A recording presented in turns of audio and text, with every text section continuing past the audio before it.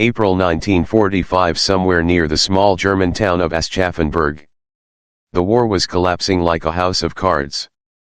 Smoke hung in the valleys, and the distant thunder of artillery rolled like an unending storm. American convoys crept along the ruined roads, trucks caked with mud, jeeps weaving through debris, the White Star insignia splattered with grime. Among them rode soldiers of the 761st Tank Battalion and the 333rd Field Artillery Group, black soldiers whose courage had already carved a place in history few yet recognized. Private First Class William Carter, age 24, from Detroit, sat in the back of a deuce-and-a-half truck, his M1 carbine resting across his knees. He had seen the Rhineland, the Siegfried Line, and now the heart of a defeated Reich. But nothing prepared him for what waited as they entered the next town. The streets were silent. The townspeople, mostly women, children, and the elderly, stood on doorsteps clutching white cloths, their faces pale and hollow from hunger. As the first column rolled through, eyes widened. Then whispers began, sharp, uncertain, almost fearful. A child tugged at her mother's sleeve and asked softly, "Muddy, warum sind sie so dunkel?" "Mother, why are they so dark?" Her mother froze. She had no answer. For years, posters and broadcasts had called men like these Untermenschen, less than human, enemies of civilization. Yet here they were, disciplined, calm, offering cigarettes and chocolate, not violence. Carter glanced toward a bakery, its windows shattered. A woman inside clutched her shawl, trembling as she watched him pass. He gave a small nod, the kind that said, "I mean no harm." For a moment, her expression faltered. She blinked, as if something she'd believed all her life had just cracked. The column halted near the town square. Children peered from behind walls. Some soldiers tossed gum and candy toward them, laughing when the little ones darted out shyly. The townspeople stood frozen between terror and wonder. Sergeant Robert Jenkins, leaning against his Sherman tank, muttered, "Ain't this something? They look at us like we're ghosts." Private Carter replied quietly, "Guess that's what happens when the truth finally walks into town." As dusk fell, the bell tower tolled for the first time in months. The war, at least here, was over. But for these people and for these soldiers another battle had just begun, the one between what they had been told and what they now saw with their own eyes. The next morning, the town awoke not to sirens or shelling but to the strange rhythm of boots on cobblestones and laughter echoing through the square. American engineers were stringing lines, medics setting up a temporary aid post, and supply trucks unloading crates of rations marked U.S. Army. The women watched from behind half-closed shutters. For years, Nazi propaganda films had shown caricatures, grotesque images warning of the Black Menace, the savage troops of the enemy. Mothers had whispered these lies to their children to keep them obedient. Yet now, the so-called monsters were sweeping the broken glass from the streets and sharing food with the hungry. One woman, Lieselotte Bauer, 32, widow of a fallen Wehrmacht officer, stood outside her home as two American soldiers of color passed by. They carried boxes of tinned meat and flour. One of them, Corporal Harold Thompson of Georgia, paused. "You need help, ma'am?" he asked in slow, careful English. She didn't understand the words, only the tone, gentle, without demand. He pointed to the box, then to her doorstep. She hesitated. Then, almost against her will, she nodded. Together they lifted the box inside. The smell of wood smoke filled the room, a small crucifix hung crooked on the wall. Harold looked around, seeing hunger, fatigue, and something else, pride trying hard not to crumble. When he turned to leave, she managed a whispered "Danke." He smiled. "You're welcome, ma'am." Outside, Private Carter noticed several German children gathered around a supply truck, watching wide-eyed as the soldiers unloaded rations. One boy, maybe 7, reached toward a chocolate bar lying on the tailgate but stopped, afraid. Carter picked it up, broke it in half, and held it out. The boy hesitated again, then slowly reached out his hand. Carter smiled, "Go on. It's yours." The child took it, sniffed it suspiciously, then bit off a piece. His eyes widened and for the first time in weeks, he laughed. The sound carried through the street like sunlight breaking through storm clouds. Women peeked out from their windows. Soldiers of color, whose very presence had once been used to terrify them, were now feeding their children. The contradictions were unbearable and undeniable. That night, as Allied command posted guards and curfews, Lieselotte sat by the candlelight, staring at the can of meat Corporal Thompson had left. Her husband had died fighting men like him, men she had been told were different, dangerous. But now, her mind churned with questions no sermon or radio broadcast could answer. In the silence of defeat, she began to wonder. If everything they said about them was a lie, what else was? By May, the swastikas had been torn down, and the stars and stripes fluttered over the town hall. The occupation had settled into a rhythm: checkpoints, curfews, rebuilding. But beneath the surface, something subtler was unfolding. The black American soldiers, who had once been greeted with fearful stares, now became part of the town's daily life. Some repaired bridges or cleared rubble, others guarded supply depots. Their laughter echoed through alleyways where silence had ruled for years. To the townspeople, it was disorienting and strangely comforting. The war had stripped away everything familiar, and these men, outsiders in every sense, brought an unexpected kind of steadiness. One afternoon, near the old church, Sergeant Jenkins sat cleaning his rifle when a group of local women passed by carrying laundry baskets. He looked up and nodded politely. Only one returned the gesture: a young woman named Hilda Kook, barely 20, her father lost on the Eastern Front.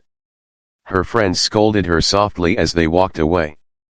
"Don't look at them," one hissed. "You don't know what they've done." But Hilda's curiosity outweighed her caution. The next day, she returned to the same path. Jenkins was there again, sketching in a small notebook, a habit he'd picked up to quiet his mind. She lingered, watching. Finally, she asked in broken English, "You draw?" He smiled. "Trying to. You want to see?" He turned the page toward her, a rough pencil sketch of the bombed church, its steeple fractured but still standing. Her eyes widened. "It's beautiful," she whispered. The distance between conqueror and conquered began to thin, replaced by something fragile and human. She pointed to the church, then to herself, then placed her hand on her heart.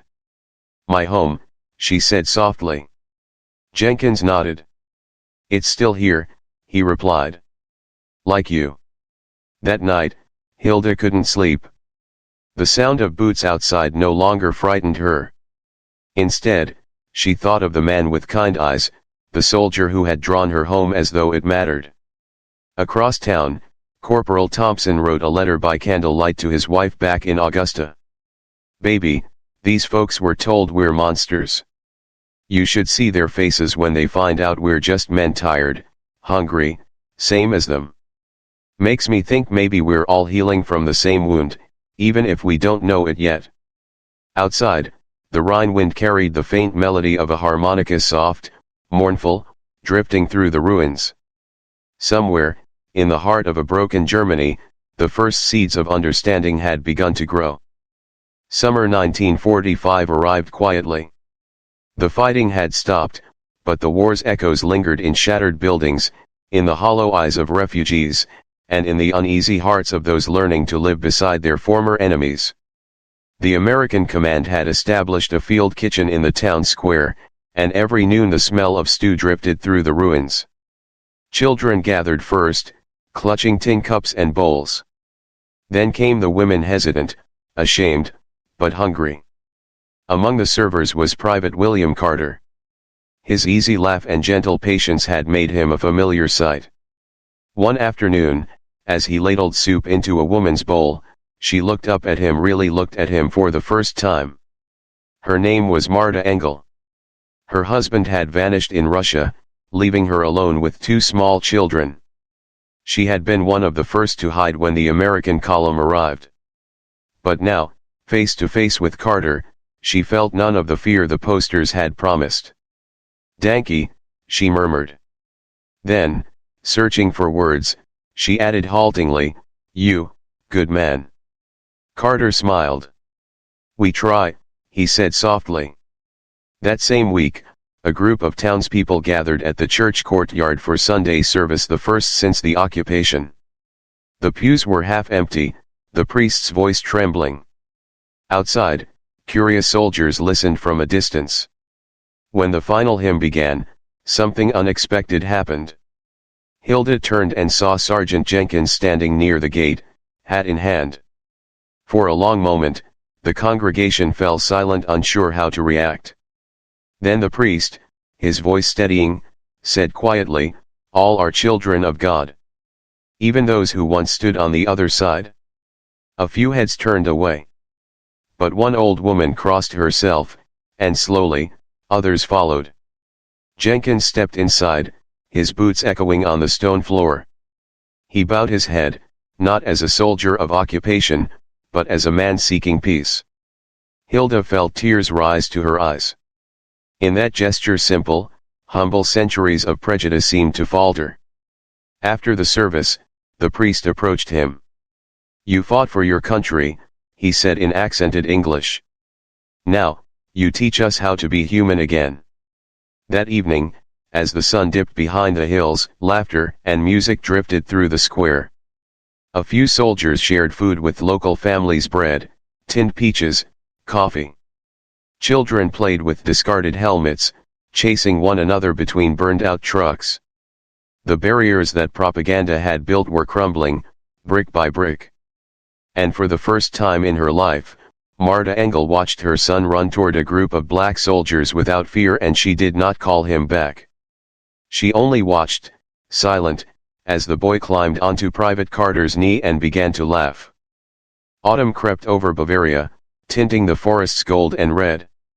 The war's scars remained craters in the fields, burned out tanks along the roadside, but life was returning in small, stubborn ways. Markets reopened, bells rang again, and the townspeople began to lift their heads when the soldiers passed. For many Germans, the presence of black American troops had become a quiet mirror, forcing them to confront not only the ruins of their cities, but the deeper wreckage of their beliefs. The propaganda that once filled the airwaves had dissolved under the weight of simple kindness, a shared meal, a gesture of respect, a smile exchanged across a language barrier. Private William Carter often walked the same path each morning to the river, where he washed and watched the town awaken. One day, as mist rose from the water, Marta Engel approached with her two children. They brought with them a small basket, dark bread, still warm. She offered it without a word. Carter hesitated, then accepted. The little boy tugged his sleeve, pointing to the river and babbling in German. Carter knelt and showed him how to skim a stone across the surface. The boy laughed as it danced twice before sinking. Marta smiled a quiet, unguarded smile, and in that moment, no side existed. Elsewhere, Sergeant Jenkins continued his sketches. His notebook, once filled with tanks and trenches, now showed faces: German children playing, women carrying water, the church repaired with mismatched stones. One afternoon, Hilda stopped beside him and handed him a folded sheet of paper. It was a drawing, her attempt to sketch him in return. The lines were uncertain, but the expression was unmistakably kind. He chuckled softly. "Guess we're both artists now." She nodded, her cheeks flushed. "No soldiers. No enemies," she said, struggling with the words. "Just, people." When the 761st Battalion received orders to move east, the town gathered to watch them go. No one cheered, but no one hid either. Instead, there was a strange stillness, a reverent understanding that something had changed, even if no one could yet name it. As the convoy rolled out, children waved from the roadside. Marta's son ran beside Carter's truck until it disappeared over the hill. Hilda stood near the church, clutching the drawing Jenkins had given her, a sketch of the town beneath a rising sun. For the people left behind, the image of those soldiers men their leaders once called less than human would linger for decades. Not as conquerors, but as proof that humanity can survive even the darkest lies. In the ruins of a broken world, compassion had done what armies could not, it had won hearts. And long after the uniforms were gone, the memory remained of the day when German women were left speechless, not from fear, but from understanding.